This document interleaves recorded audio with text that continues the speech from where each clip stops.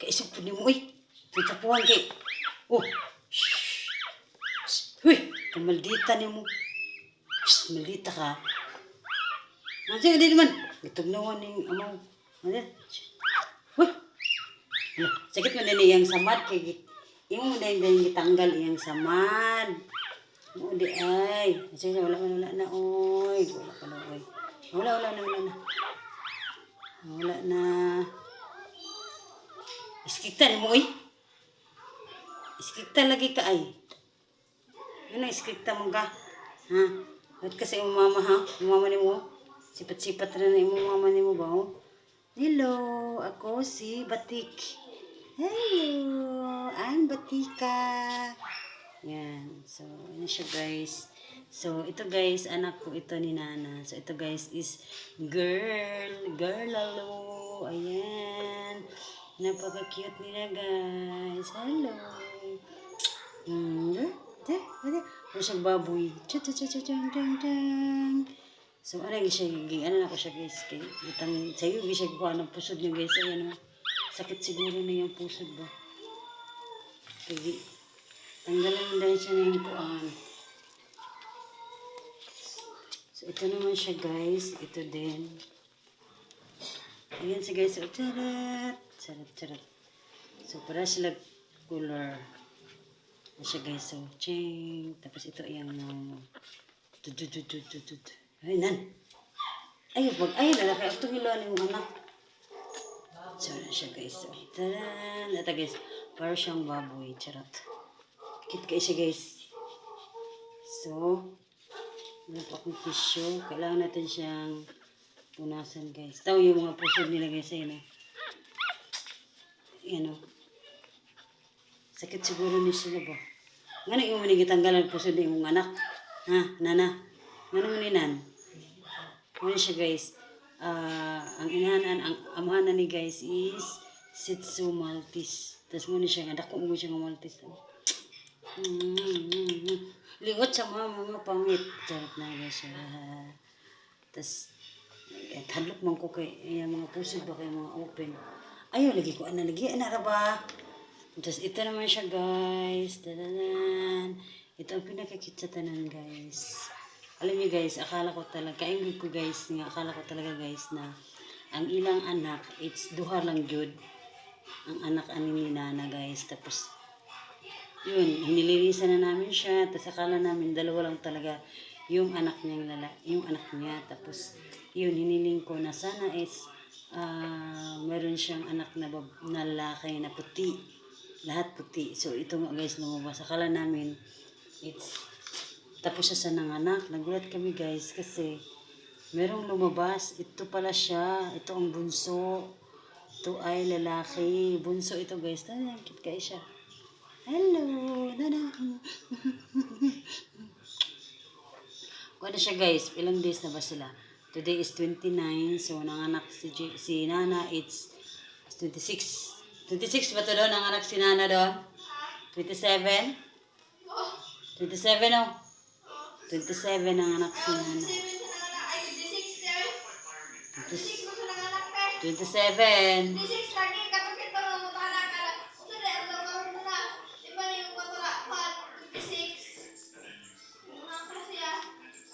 So, ito siya, guys. Ayan, ilang days pa lang siya. 4 days pa lang siya, guys. Tapos, malaki siya, guys, na mahaba. Ayan. Nung last na panganak ni Nana, guys, isa lang anak niya, kaya sobrang laki. Ngayon, 3 na. Doon! Si Jiga doon!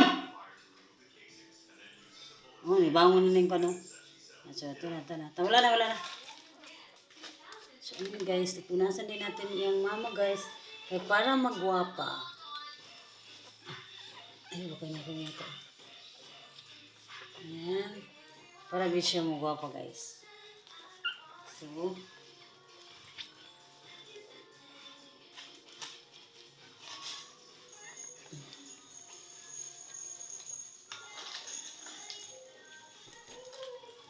So, ngayon lang higaan, guys. So, kailangan nato sila tanggalan o higaan. Para dili bitaw yung anak, guys, amigason. Kaya amigason mo na lang anak, guys. Pag ang ilang area, it's ugaw, lagay mga lapok, lagay mga tawag na guys, daghay mga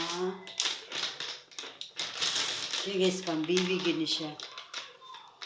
Naubos na mga na akong pangkuan guys, pang dog yun, tas dugay ba ang shipping mo, napalit na dito sa grocery, kaya para meron na akong magamit talaga. Okay guys, tapos na akong guys ito, pero marami pa rin. So, wipes na lang yung ginamit natin guys, para matanggal yung dumi.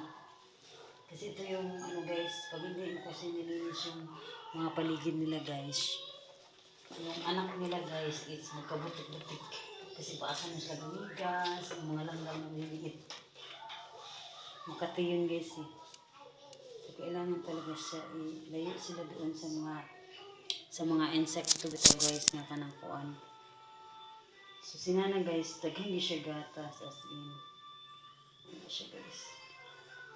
Hindi siya pareho ni Nana guys, ni Jega guys na tipid sa gatas si Jega. So, ayan. So, linisin muna natin yung area nila guys kasi nga it's sobrang dumi. Ito guys, nilagyan ko na sila ng sapin tapos tinanggal lang ni Nana. Ayun niya na may sapin. Kaya tatanggalan ko na lang itong sapin. Anak na lang nila. Yes, so may mga langgam dito guys. Pag hindi kasi ito na ano, magkakaroon sila ng langgam.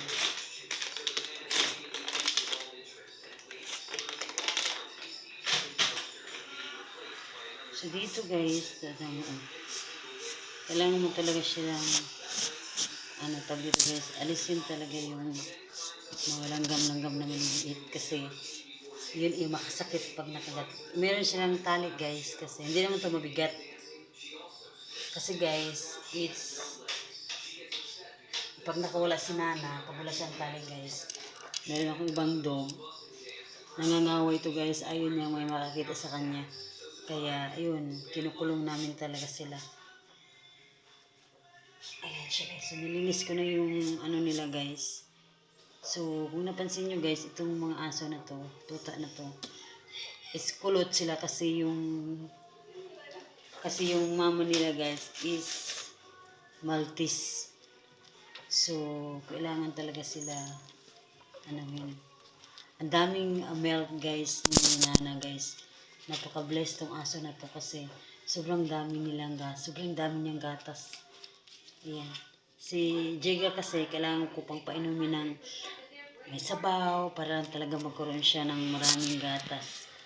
So ito guys, hindi na talagang meron silang gatas guys.